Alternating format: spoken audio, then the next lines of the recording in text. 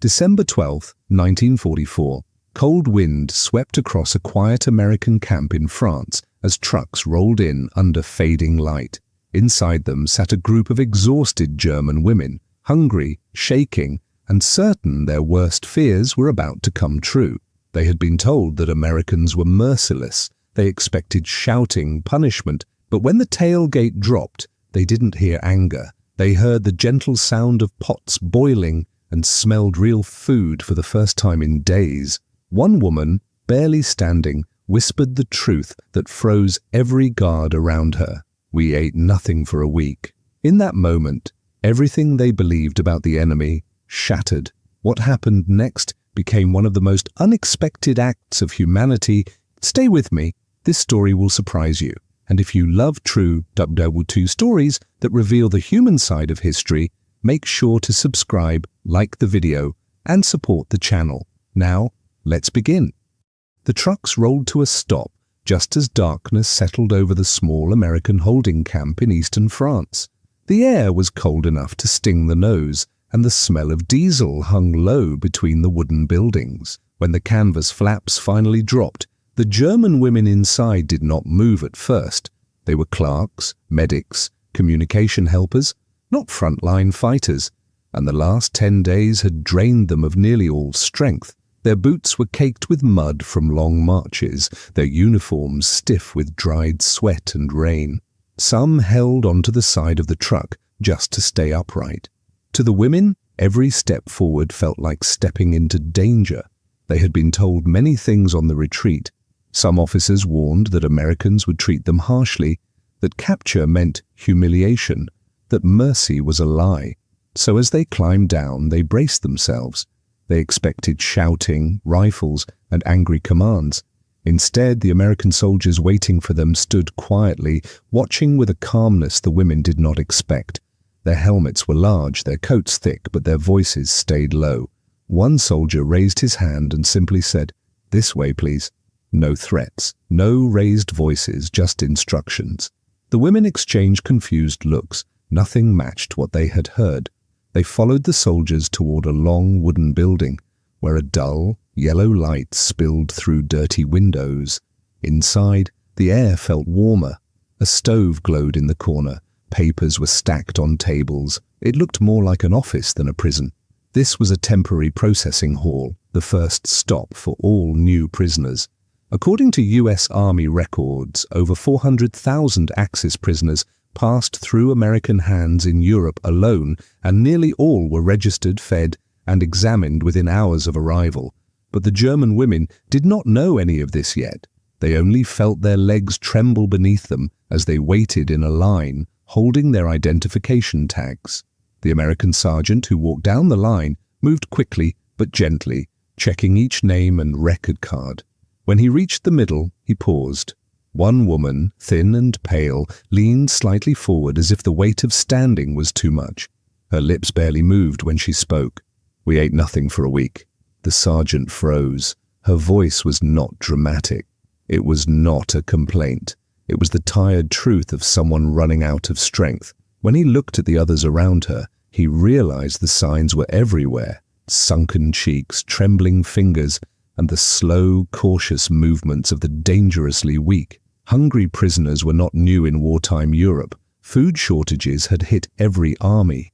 But hearing it quietly from someone who could barely remain standing changed the moment entirely. Later reports from American guards often described scenes like this, where a single sentence revealed the full cost of retreat and collapse. The sergeant gave a short order. "Get the cooks, now." A corporal ran out the door. The women did not know why. They only stared down at the floorboards, expecting something harsh or frightening.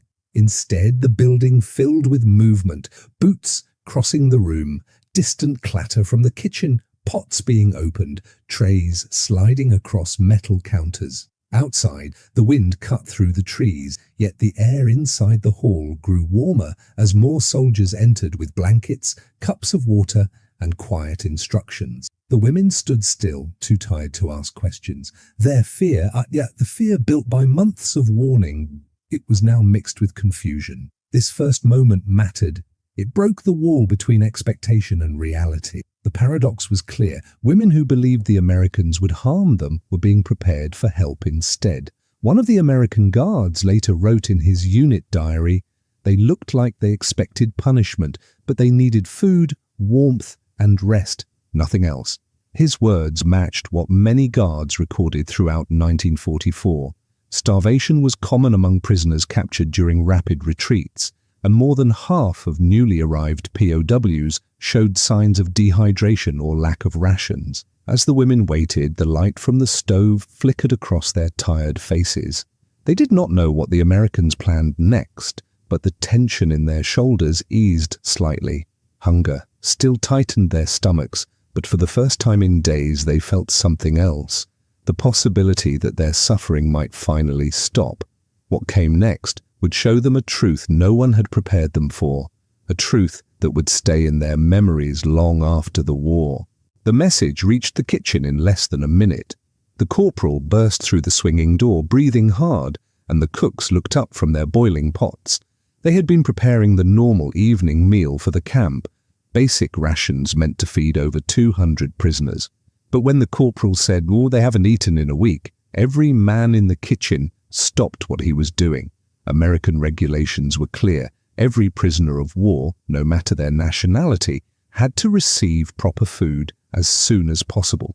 The U.S. War Department followed the 1929 Geneva Convention closely, and records show that rations for POWs often matched or even exceeded the daily calories issued to American soldiers, but rules on paper were only part of the story. Seeing real hunger in real faces pushed the soldiers to move faster. "Load the trays," one cook ordered. His voice was firm, not dramatic, but filled with urgency. Another soldier opened the oven door, releasing a wave of warm air and the smell of cornbread. Someone else stirred a pot of thick gravy made from meat drippings. Biscuits came out of a pan in rough, uneven shapes. Potatoes boiled on the back burner. Nothing fancy, but everything hot and ready. These were common American meals, simple, filling, and dependable. In 1944, U.S. camps served thousands of pounds of potatoes each week, along with tons of flour for biscuits and bread. Hot coffee was made daily, sometimes 3 times a day. To the American cooks, this was routine. To starving prisoners, it could feel like life returning to the body.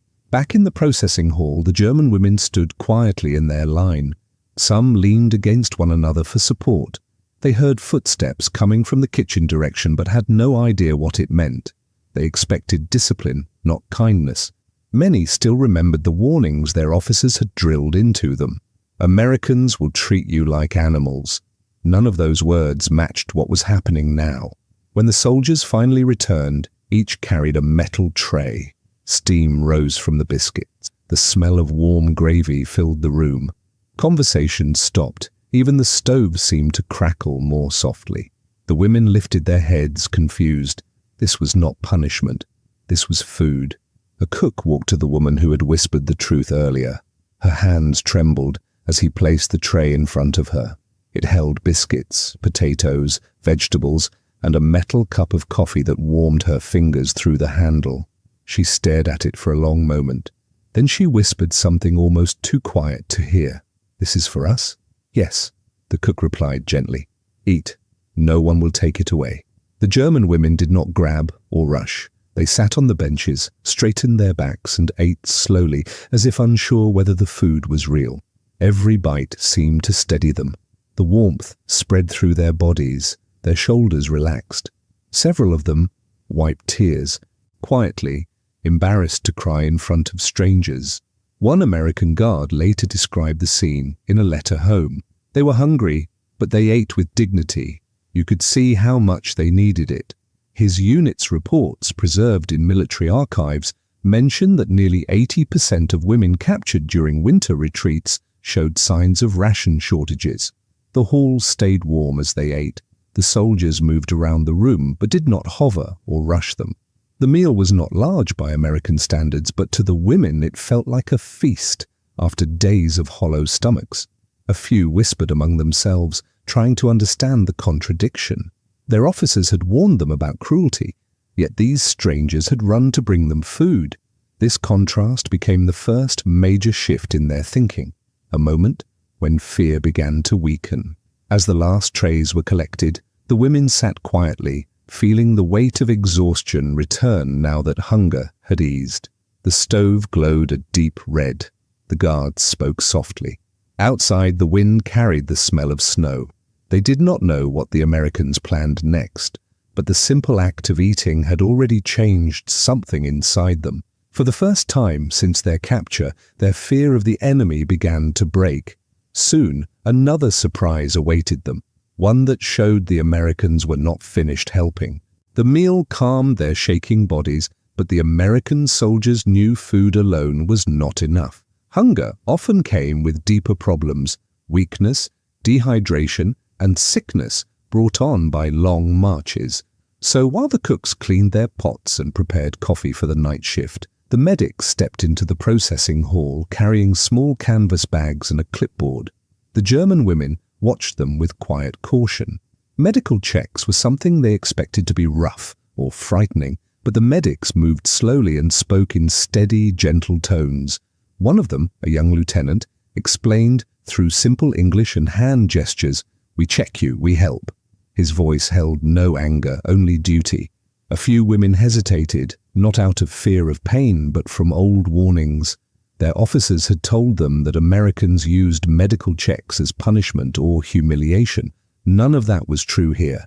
The medics treated them the same way they treated wounded soldiers, calmly, carefully, and with respect. They began by checking pulses and hydration.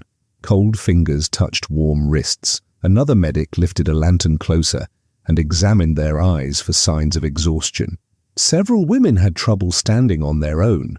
Their legs shook from days of marching without proper food. One woman, barely more than 20, swayed so much that the medic guided her onto a bench and said, in careful English, "Sit, it's okay." American military records from Europe show that over 55% of captured women auxiliaries suffered from dehydration or malnourishment during winter retreats. Many had marched long distances after their units collapsed, often receiving only a piece of bread or thin soup along the way. The medics recognized the symptoms immediately: dry lips, sunken cheeks, shaky hands, and slow responses. As the medics worked, the room remained warm from the stove. The smell of the earlier meals still lingered: biscuits, gravy, and boiled vegetables, mixing with the sharp scent of antiseptic from the medics' kits. The women breathed more slowly now. Some leaned back against the walls, letting themselves rest for the first time in days.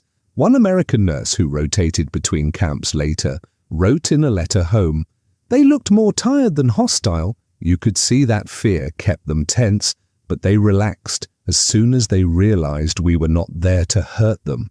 Her words described what many guards and medical staff witnessed that winter. Prisoners who arrived terrified but softened when treated with basic kindness. As each woman finished her check, she received a blanket and a cup of warm water. It was simple, but it meant everything.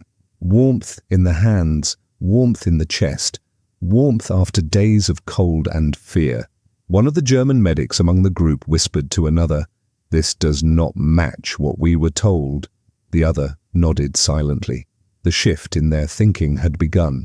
They were slowly understanding that the Americans they faced were not the monsters their officers had described. The American sergeant returned to the hall to review the notes the medics had taken. He saw the long list: dehydration, hunger, cold exposure. None of it surprised him. He had seen similar reports earlier in the year when captured soldiers from Italy and Normandy arrived in poor condition. But seeing it in women, young, exhausted, and barely standing, struck a different chord. He gave the order for the next step: move them to the barracks where the heat was strongest and the bunks were already prepared. The German women, still unsure but growing less tense, followed the guards toward another building. Snowflakes drifted down through the night air. The path was lit by weak lanterns that flickered in the wind. When they entered the barracks, a wave of warm air washed over them. A large iron stove glowed red in the center of the room. Beds lined the walls, each with a thin mattress, a wool blanket, and a pillow. Nothing luxurious, but after days of marching and sleeping on wet ground, it felt almost unreal. One woman touched the blanket on her bunk and whispered, "It is warm." Her voice carried surprise, almost disbelief. The guards handed out extra blankets for those who still looked cold. A few women began to cry quietly, not from fear, but from exhaustion and relief mixing together. They were safe for the night. They had eaten. They had been checked by medics. Their bodies finally had a chance to rest. As the stove crackled and the wind pushed softly against the barrack walls, the women felt something unfamiliar, a sense of safety in the hands of the enemy. Their view of Americans was changing inside this simple wooden room. But another moment was still ahead, a moment that would leave an even deeper mark on their memories and reshape their understanding of everything they had been taught. The women tried to act calm, but the soldiers could see the fear in their faces. Many of them had spent months in hiding before capture. Some had crossed ruined cities and burned villages just to survive. Now they were in a place where everything was unfamiliar, especially the way the Americans treated them. One of the women, Marta, whispered to another, "Why are they being kind to us? What do they want?" Her friend shook her head. "I don't know, but this doesn't feel normal." Back in Europe, kindness from enemy soldiers often came with a cost. They had seen officers demand favors from women who had no way to refuse. They had seen prisoners disappear after being told they were safe. So even small acts, offering food, giving water, speaking gently, felt strange and suspicious. Inside the medical building, the women kept their backs straight and their eyes lowered. They braced for orders that would embarrass them, or worse, humiliate them. But instead, the American nurse pointed to a long wooden bench. "You can sit here," she said. The women exchanged confused looks. Sit? Nobody had ever asked them to sit before an exam. In German field hospitals, prisoners stood in a line and waited for hours. Here, the Americans wanted them to be comfortable. Then came another surprise. The nurse handed each woman a small cloth bag. "This is for personal use," she said softly. "Your own soap, your own towel." The women stared at the bags like they were made of gold. Personal items were a luxury. Some had not owned soap for months. Others had been washing with cold water from ditches or broken pipes. One woman finally asked, "Is this really for us?" "Yes," the nurse replied. "You're in our care now." They didn't know how to react. Some nodded politely. Others simply held the bag against their chest as if someone might take it away. After the basic checkups, the Americans began the part the women dreaded most, examining injuries that had been hidden under uniforms and winter coats. Many had bruises from long marches. Some carried infections from untreated wounds. A few had scars left by explosions or collapsing buildings. But again, the women noticed something that confused them. Whenever a soldier entered the room, he turned away. He gave the nurse space. He stepped aside to avoid making the women uncomfortable. This level of respect was foreign to them. One woman whispered, "They treat us like we matter." Another answered, "Maybe it's a trick." But the care continued. The nurse spoke gently. The doctor explained each step before proceeding. They never rushed. They never threatened. They never acted like the women were less important because they were prisoners. Hours passed, and slowly the women's shoulders lowered. The tension in their faces softened. The room still felt strange, but now it also felt safe. Later that afternoon, the women were guided outside for fresh air. The Texas sun was warm, but not harsh. They stood together near a small shade structure built near the fence line. The Americans had arranged water barrels there, so the women could drink whenever they needed. For the first time since capture, the camp felt less like a prison and more like a controlled refuge, a place where they wouldn't be harmed. Marta looked around and said quietly, "I don't understand. Why do they treat us like this?" Her friend replied, "Maybe they want information." "Maybe," Marta said, "but it doesn't feel like an interrogation." In the distance, they saw American guards talking casually. None were yelling, none were threatening. It was almost peaceful. As the sun lowered, the women prepared to return to their living quarters. They still didn't trust the situation fully, but they could no longer deny what they had witnessed. The Americans were treating them with a level of dignity they had never known in wartime. For the women, this was more shocking than any weapon or battlefield moment, because it didn't just challenge their expectations. It challenged everything they had been taught about their enemies. And deep inside, each of them wondered the same thing. If this is war, why does it feel so human? As evening settled over Camp Hearn, the German women were guided toward their assigned barracks. The sky turned a soft orange, and the warm Texas air slowly cooled. The women walked in a quiet line, each carrying the small cloth bag the Americans had given them earlier. No one spoke much. They were still thinking about the day, about the kindness, the gentle tone, the unexpected respect. For months, they had lived with fear. Now they walked into a place that felt strangely controlled but not cruel. They didn't trust it completely, but they couldn't ignore it either. The barracks were simple wooden buildings with long windows that let in the evening breeze. Inside were clean bunks arranged in neat rows. There were sheets, blankets, and small pillows. Basic, but far better than what many of the women had slept on during the war. Some had been sleeping on cold concrete floors. Others had rested in abandoned barns or dugouts covered with snow. Now they had beds, real beds. Marta placed her hand on one of the blankets. "It feels soft," she whispered. Her friend Annalisa nodded. "It feels unreal." At the far end of the barracks, a female interpreter waited. She had been brought in specifically to help the women adjust. Her German wasn't perfect, but it was clear enough. "You can choose any bunk," she said. "Lights out is in 2 hours. There will be guards outside, but no one will disturb you." The women looked at each other again. In Europe, guards entered rooms without warning. Privacy meant nothing. Here, privacy was given as a rule. They picked their bunks slowly, almost nervously, as if choosing the wrong bed might bring punishment.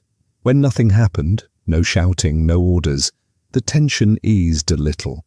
Once settled, the women opened their cloth bags. Inside, they found a small towel, a bar of soap, a comb, and a simple toothbrush. The items were ordinary in America, but precious to the women.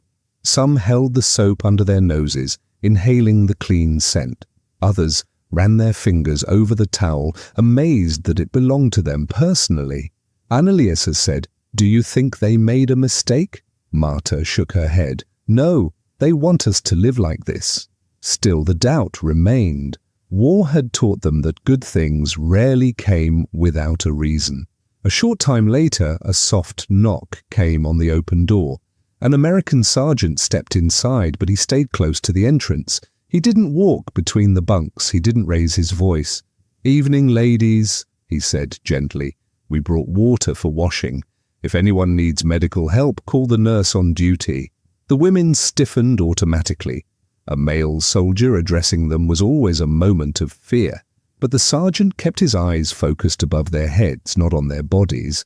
That alone shocked them. In Europe, many officers looked at women like they were property. Here the man acted as if he respected a boundary. After he left, the women exchanged soft whispers. "Did you see how he spoke? He didn't stare at anyone. He didn't act like we were prisoners." As night settled deeper, the women washed using the cool water outside. Some had not washed properly for weeks. Others scrubbed carefully, finally removing the dirt that had clung to their skin since the long marches. They washed in calm silence, grateful for the privacy the Americans gave them. When they returned to the barracks, the atmosphere had changed. The room felt calmer. The shadows from the lanterns created soft, golden patches across the wooden walls.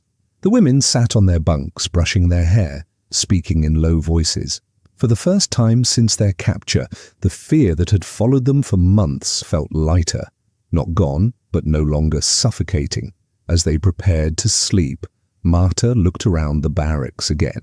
She noticed small details she had missed earlier. The swept floors, the folded blankets, the open windows letting in cool air. Nothing looked threatening. Nothing felt dangerous. but trust was still far away. When the lights dimmed, the women lay under their blankets, staring at the wooden ceiling. Outside, the camp grew quiet.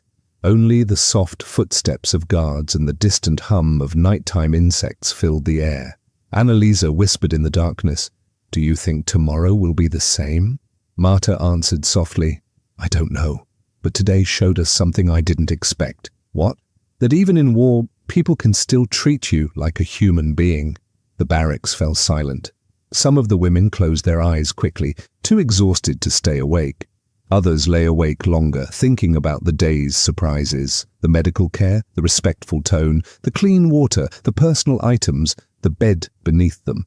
None of it matched what they had imagined. It wasn't freedom, it wasn't home, but it wasn't fear either, and that alone made this first night unforgettable. The next morning began quietly. The sun rose over Camp Hearn with a warm golden glow, casting long shadows across the wooden barracks. The German women woke slowly, still unsure if the kindness of the previous day had been real or only temporary. Many had slept more deeply than they expected.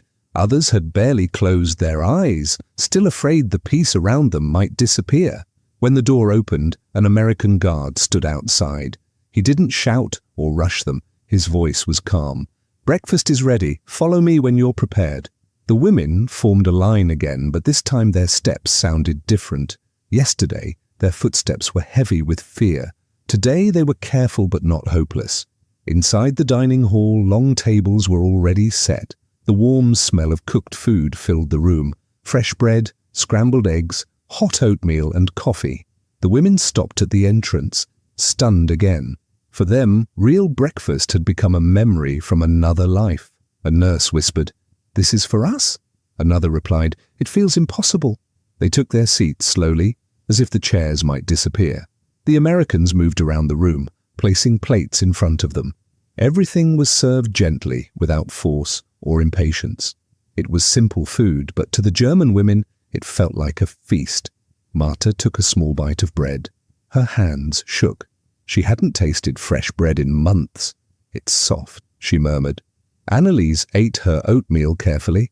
My stomach forgot what warm food felt like.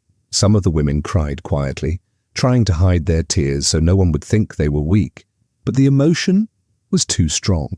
After starving for days, after losing their homes, after walking through war zones, a normal breakfast felt like a miracle. One woman later wrote in her diary, "I had forgotten what it meant to feel full. I had forgotten what it meant to be treated kindly." The Americans watched, but didn't stare. They understood what hunger did to a person. During the war, the US Army provided more than 4,000 calories a day to its soldiers, meals designed to keep men strong. They knew the difference food could make. When the women finished eating, the room felt different. Their shoulders were no longer pulled tight. They spoke in soft voices. They began to believe the camp might truly be a safe place. But this meal meant more than just food. It meant survival. It meant dignity. It meant the war was no longer the only thing shaping their days.